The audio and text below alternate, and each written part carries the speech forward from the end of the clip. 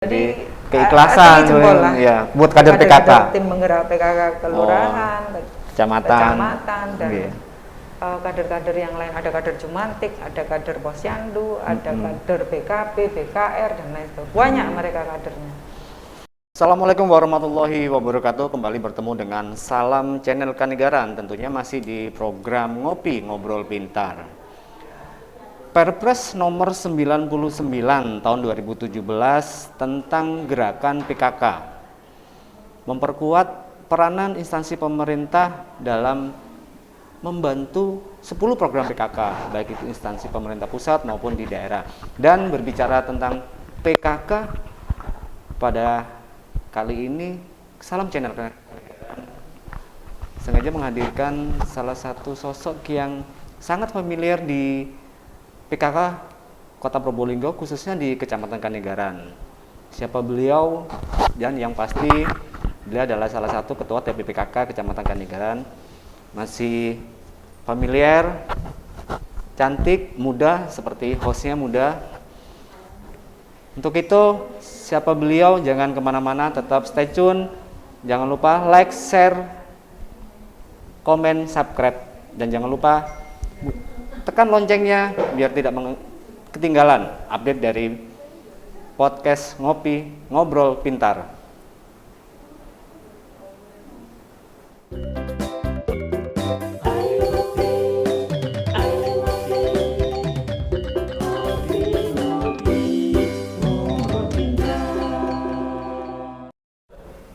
Baik, kembali lagi bertemu dengan Salam Channel Kanegaran. Tentunya apa yang disampaikan pada hari ini, kita kedatangan tamu spesial khusus karena di tengah kesibukan beliau, ini sebuah penghargaan, sebuah kehormatan buat Salam Channel Kanegaran, kedatangan Ibu TP PKK Kecamatan Kanegaran. Dan seperti apa yang disampaikan, bahwasanya program PKK adalah salah satu mitra kerja dari instansi pemerintah, termasuk di dalamnya Kecamatan Kanegaran. Dan inilah dia beliau, Ibu Lucy. Wah, assalamualaikum Ibu. Waalaikumsalam. Dan Ibu, pertama kami ucapkan selamat datang di Salam Channel Kanegaran. Dan ini studio ala Salam Channel. Kalau di Jakarta mungkin Ibu sudah pernah dengar di Kobuser. Nah, tapi kalau di Kecamatan Kanegaran, ini adalah studio Salam Channel Ibu. Dan ya mungkin sekali lagi kami mengucapkan terima kasih atas kehadiran Ibu Lucy selaku TPPKK Kecamatan Kanegaran. Dan ini sebuah penghargaan Bu, di tengah kesibukan Ibu bisa menyempatkan hadir di sini. Bu, kita nantinya ada sekitar 30 menit kita ngobrol-ngobrol, jadi ada yang ngopi, jadi istilahnya ngobrol pintar. Dan perlu diketahui Bu, bahwasanya podcast ngopi ini kita punya 4 indikator, yaitu promosi, publikasi, edukasi, dan informasi. Dan pada hari ini juga ya mungkin kita akan, ini adalah konco ngopi warganet. Nah, jadi kita bukan narasumber Bu. Kalau narasumber kan ya identik dengan apalah gitu. Tapi kalau konco ngopi itu beda. Jadi konco ngopi ya itu kita ada teman untuk ya curhat apa seperti itu. Jadi Bu Lucy, sedikit aja Bu Lucy sebelum kita ke materi inti. Saran dan masukan untuk program ngopi gimana Bu? Sudah pernah dengar kan ya? Iya, pernah. Jadi selamat pagi Mas Ferry dan para penikmat ngopi ya, pastinya yang banyak di luar sana. Karena ngopi itu ngobrol pintar. Kalau kita katanya tidak ngopi, tidak akan jadi pintar. Atau baru ngopi dulu baru dapat inspirasi. Menurut mereka yang suka ngopi, termasuk juga dengan saya. Jadi ini belum ngomong masalah inti ya. Iya, belum materinya Ibu. Kita memang usahakan pada saat setiap kali ada kegiatan itu pasti ada branding yang akan dituju. Iya.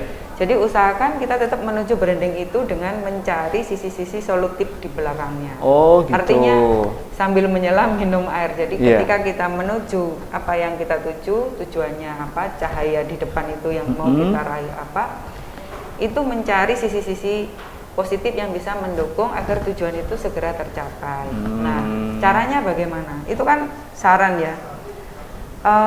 Membangun branding itu sama dengan kita membangun sebuah narasi yang sebelumnya hanya mimpi. Gitu ya, motivasinya seperti itu ya. Iya.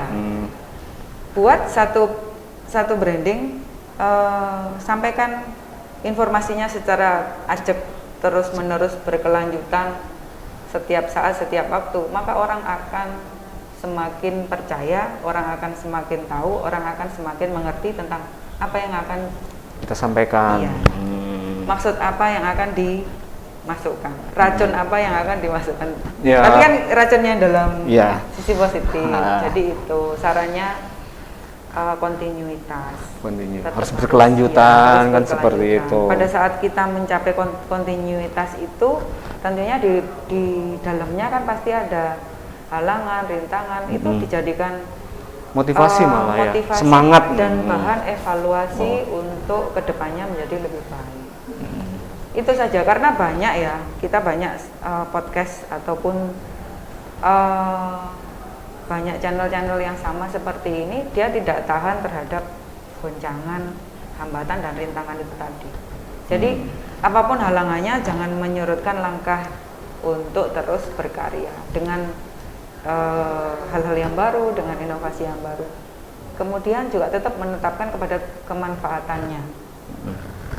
Kan kita ngobrol pintar itu tidak mencapai tidak akan mencapai kemaslahatan kalau di dalamnya tidak ada maksud dan tujuan. Ya, benar sekali. Itu saja. Mungkin tambahan saran dari saya. Jadi warganet yang perlu dipahami bahwasanya seperti apa yang disampaikan oleh Ibu Ketua TPPKK Kecamatan Kaninggaran, ini hanyalah sebuah prolog, ini hanya sebuah motivasi.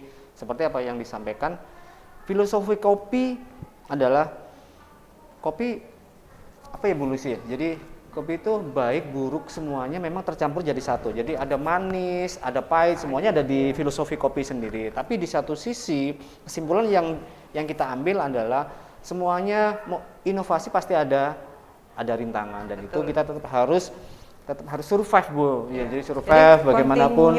Ya, continue, berkelanjutan. Jadi seperti itu. Oke, ini sebuah motivasi buat tim kami Bu Lucy, bahwasanya apa yang disampaikan oleh Bu Lucy akan menjadi motivasi buat kami, terutama untuk tim produksi Salam Channel. Oke. Bu Lucy sedikit mungkin kita ngobrol-ngobrol santai aja Bu Lucy. Jadi kalau mau jujur warganet 15 podcast baru kali ini saya diredek. Sumpah ini saya baru kali ini diredek. Saya nggak tahu. Oke, Bu Lucy gini, terkait kita ngomong masalah PKK. Jadi selama ini mungkin kita yang tahu ya termasuk warganet bahwasanya kalau berbicara masalah PKK yang tahu mungkin kalau nggak arisan, pertemuan, kumpulan yang pasti tidak gibah kan seperti itu. Sebetulnya apa sih Bu kalau PKK itu Bu? Iya. Jadi PKK itu sebuah gerakan ya, dan gerakannya itu memang diinisiasi secara nasional, mulai dari bawah, dari, untuk, dan oleh masyarakat. Tujuannya ya kita langsung ke titik tajam. Di mana sih PKK itu titik tajamnya?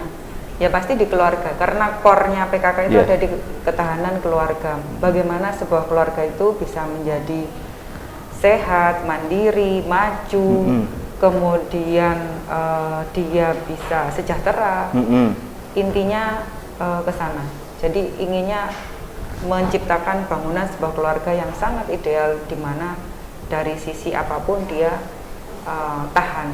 Artinya tidak hanya dari sisi keagamaan, tapi juga dari sisi sosial dan sisi perekonomian dan lain sebagainya.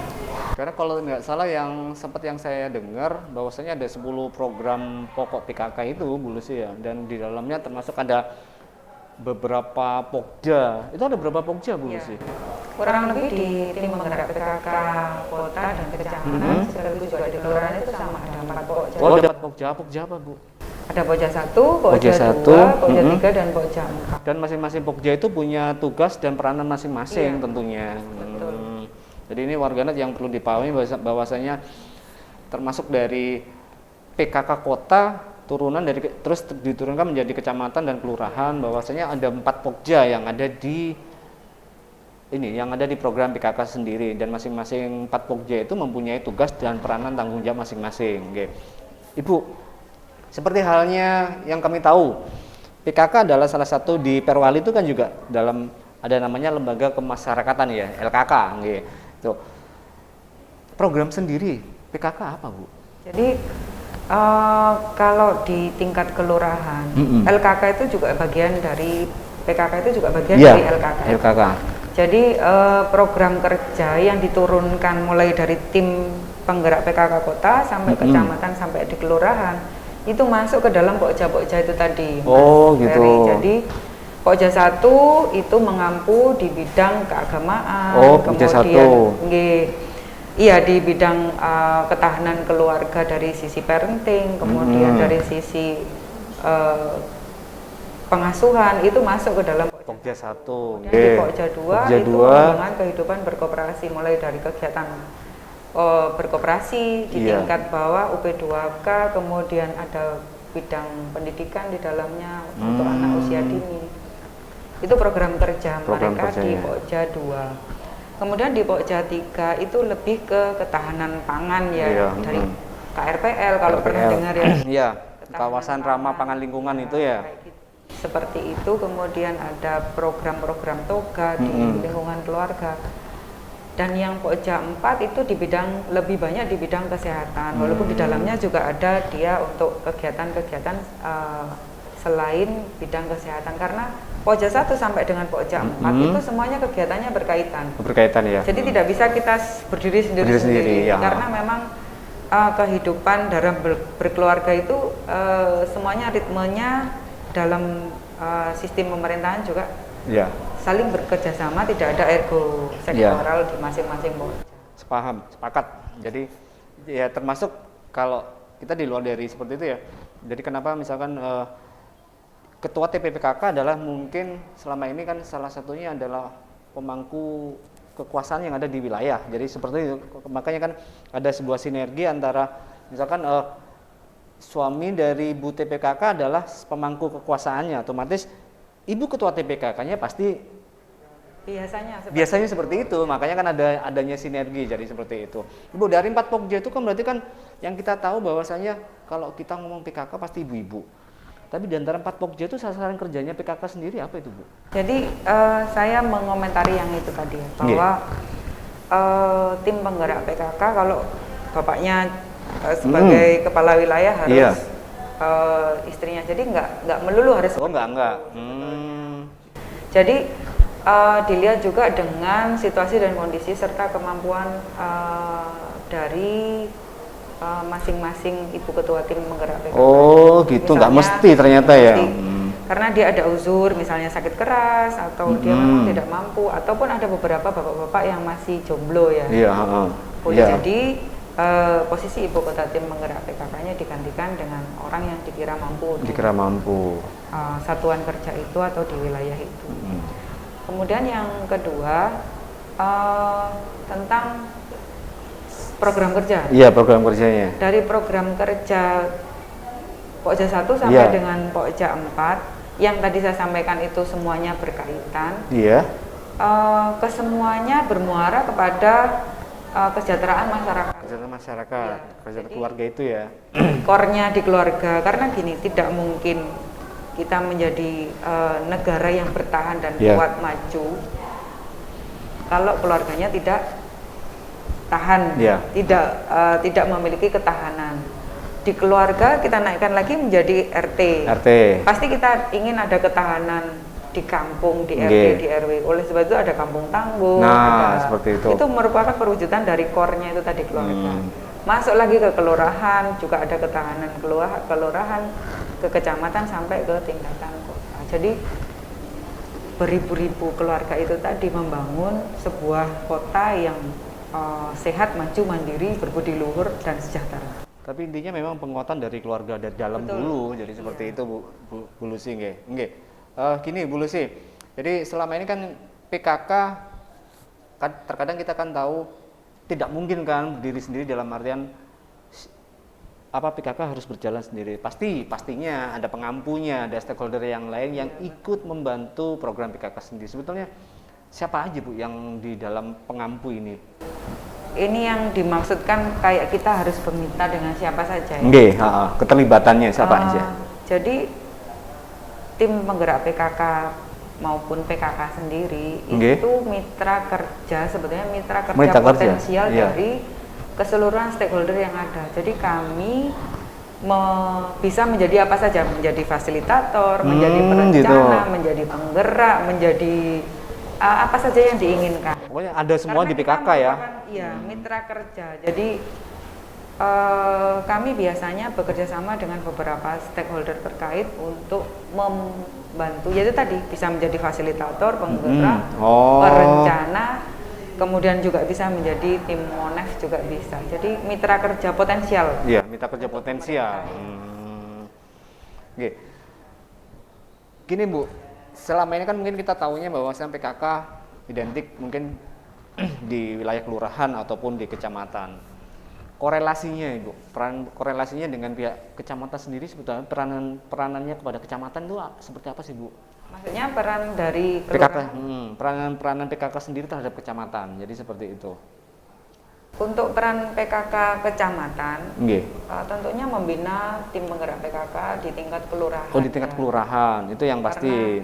Ya, selain juga tim penggerak PKK kecamatan mengerjakan, melaksanakan beberapa program kerja yang diinisiasi oleh tim penggerak PKK kota. Oh, gitu. Tapi kami lebih banyak memberikan pembinaan, monitoring, dan evaluasi terhadap kinerja tim penggerak PKK yang ada di kelurahan-kelurahan. Tapi pernah mitra kerja, dikatakan mitra kerja potensial, berarti selama ini PKK sudah pernah bekerja sama dalam artian mungkin sama Dinke, jadi semuanya kan nggak mungkin PKK sendiri yang harus turun tangan Ibu. Iya. Jadi tim penggerak PKK bekerja sama dengan beberapa OPD terkait, utamanya kaitannya dalam mewujudkan 10 program pokok PKK yang dimana kesemuanya ada beberapa tusinya yang juga masuk ke dalam UPD. Oh gitu, seperti itu ya. Oke, Bu Lucy berbicara masalah PKK, termasuk sasarannya, apakah memang sasarannya memang hanya dikhususkan perempuan, tak Bu? Jadi bukan. Iya, makanya saya ini. Iya. Gimana? Kembali lagi ke yang tadi ya. Oke. Mungkin pertanyaan banyak pihak. Iya. PKK itu perempuan kurang kerjaan atau pekerjaannya yang hanya untuk perempuan. Jadi kurang sebetulnya kader tim penggerak PKK itu baik di kelurahan, di kecamatan maupun tingkat kota boleh diisi oleh bapak-bapak, tidak melulu harus perempuan. Oh gitu. Kalau di kecamatan kan ada yang bapak-bapak? Ada. Jadi bapak-bapak ada beberapa teman di kecamatan yang kita masukkan juga menjadi kader sebagai pembina tim penggerak PKK juga di dalam koridor SK ya yang dilakukan oleh Bapak Camat. Jadi tidak melulu itu pekerjaannya perempuan. Kenapa? Karena membangun keluarga itu kan butuh utuh ya. Ada bapak, ada sosok ayah, ibu, ada sosok papa, mama, atau abi dan umi. Jadi keluarga yang utuh, walaupun banyak sekali intervensi tim penggerak PKK yang ditujukan utamanya untuk beberapa keluarga yang rentan. Jadi keluarga yang rentan itu adalah keluarga yang dia tidak secara tidak langsung tidak memenuhi, artinya gini, peran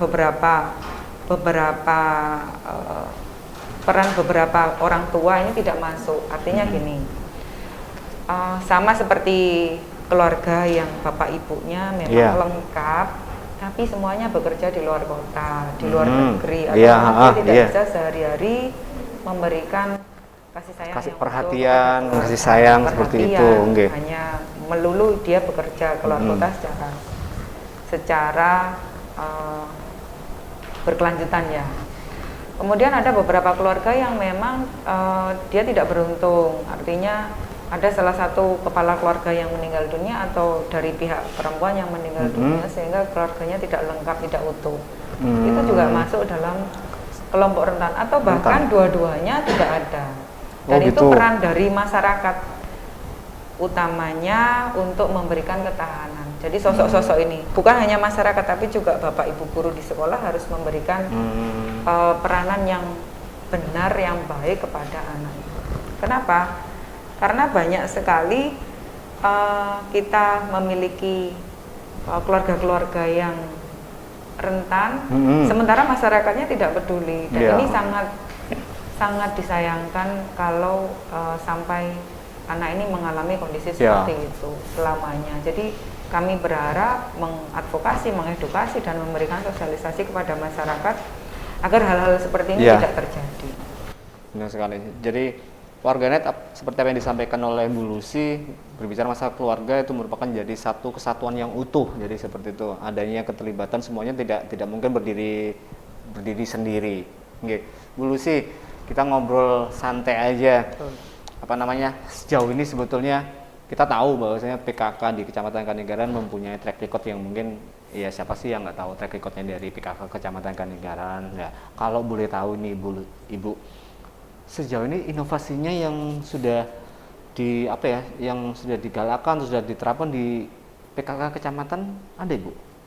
Kanigaran. Ini pertanyaan yang Pertanyaan yang kita belum bisa jawab secara gamblang. Artinya gini, ada beberapa titik-titik yang karena kita masuk itu dalam masa pandemi. Ya, benar. Itu yang pertama. Jadi begitu masuk ke dalam pandemi, semua kegiatan yang bersifat inovatif melibatkan banyak orang pasti kita rem.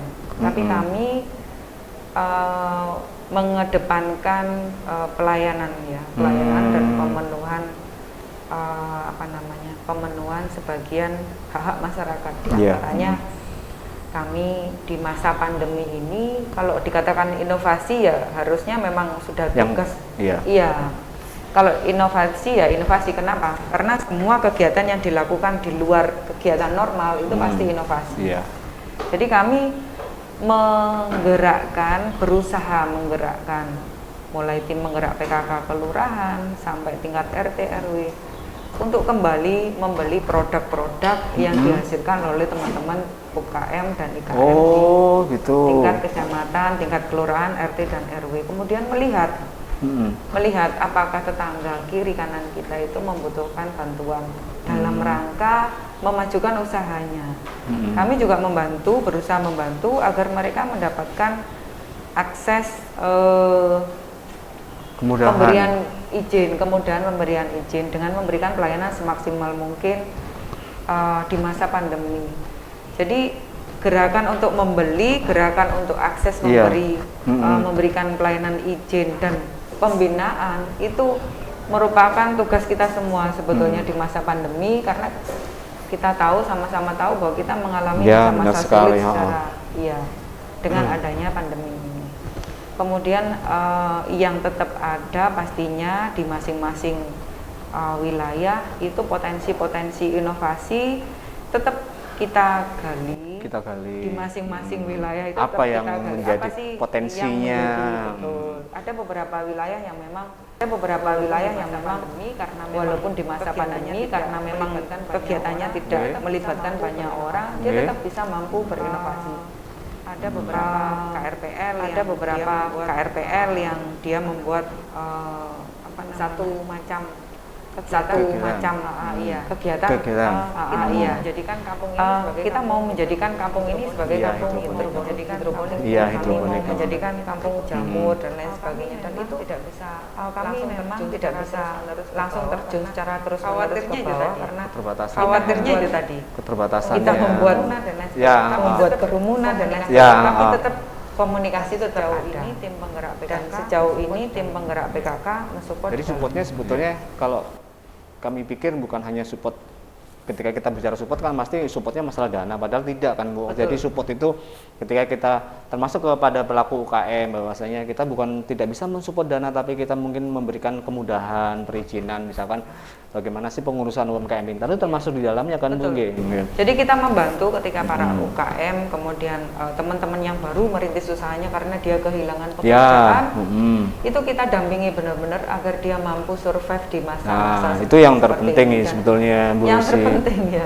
Kami juga menginginkan tim penggerak PKK kelurahan membeli produk mereka. Oh gitu ya. Itu yang karena pasti kita semua tahu bahwa pemasaran itu nomor satu. Pemasaran itu nomor satu dan itu harus dipikirkan bersama. Pemasaran tidak bisa Ibu Ketua tim penggerak PKK kecamatan memberikan Ya berdiri sendiri, solusinya seperti iya, itu kan. Tidak bisa kita itu berdiri sendiri, saya duduk di sini berdiri Iya. sendirian tanpa kerjasama yang baik dengan ibu-ibu yang lain ataupun bapak-bapak yang lain.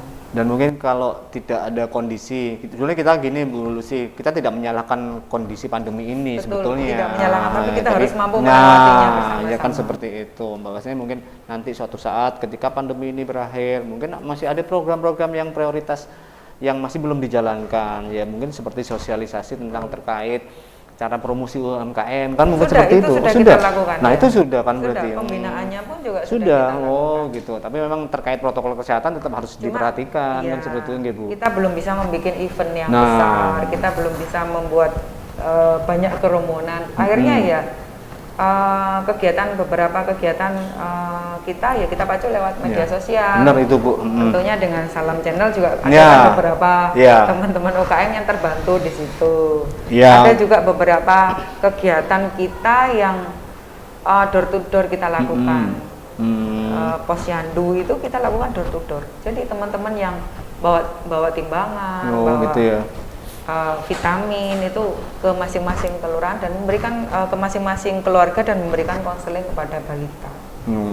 Itu beberapa hal yang kita usahakan Ya. mendekatkan pelayanan kepada masyarakat tanpa mengurangi resiko. Ya, benar. Dengan mengurangi resikonya juga. Kalau kami pikir seperti ini, Bu. Dengan kondisi seperti ini, kita ambil hikmahnya bahwasanya kita tuh memang harus dituntut untuk berpikir kreatif. Kreatif dalam artian bagaimana caranya prokesnya seperti ini, bagaimana kita padahal di satu sisi ya kita pekerjaan kita di sini, terus bagaimana caranya seperti hanya ngopi, Bu. Ngopi ini kan timbul karena ada kondisi pandemi.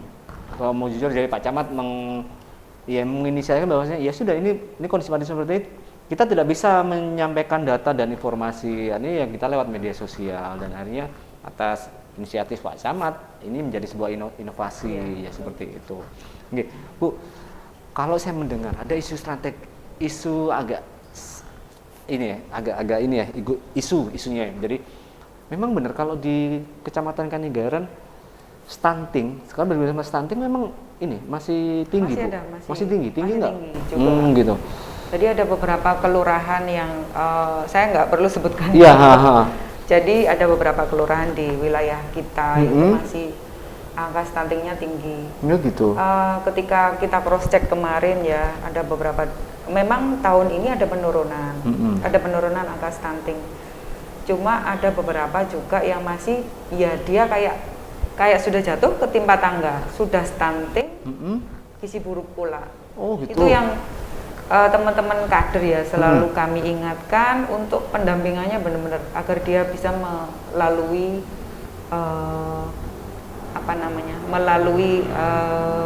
pertumbuhannya dan perkembangannya dengan baik sesuai dengan umur dan usianya. Oh gitu. Jadi angka stunting kita masih ada, ODF kita masih ada dan itu ODF kita juga masih ada dan itu selalu kami sampaikan kepada ibu-ibu kader, bapak-bapaknya pada saat kita ada kesempatan untuk bertemu dan bertatap muka dengan mereka untuk bersama-sama karena nggak mungkin dari pihak kota bekerja sendiri, kecamatan bekerja sendiri, harus dari masyarakatnya juga ikut tergugah. Oh ini loh tugas kita bersama. Ya, ketika kita masih ada angka stunting, masih ada angka gizi buruk, kita sangat merasa jangan terus walah sayang gitu aja tanpa kita bergerak. Ya sepakat, Bu. Ya jadi mereka itu kan masa depan kita, mereka aset bangsa, harus kita selamatkan bersama-sama dan nggak mungkin bekerja sendiri. Jadi apalah arti kinerja pemerintah tanpa dibarengi oleh partisipasi masyarakat sendiri. Jadi seperti itu. Jadi semuanya memang harus bersinergi, harus imbang sebetulnya kan seperti untuk menuju pembangunan yang berhasil. Jadi, Ibu terakhir kita tahu pandemi ini masih berjalan ya, bukan berjalan tapi alhamdulillah masih berjalan landai kan seperti itu. Ya, ini sebuah angka yang ya ini termasuk alhamdulillah. Jadi di Kota Probolinggo angkanya harapannya memang nanti di Probolinggo adalah zero kan seperti itu. Sampai saat ini Bu, di PKK sendiri, pandemi ini sudah kegiatannya sudah ini maksudnya tetap berjalan kan? Kami sudah mulai ya begitu kemarin Ibu Ketua Tim Penggerak PKK Kota mengadakan pertemuan, sudah mulai aktif ya, kita berani di tingkat kelurahan, di tingkat bawah itu juga mengadakan pertemuan rutin. Iya, ada pertemuan rutin itu ya. Baru bulan ini juga.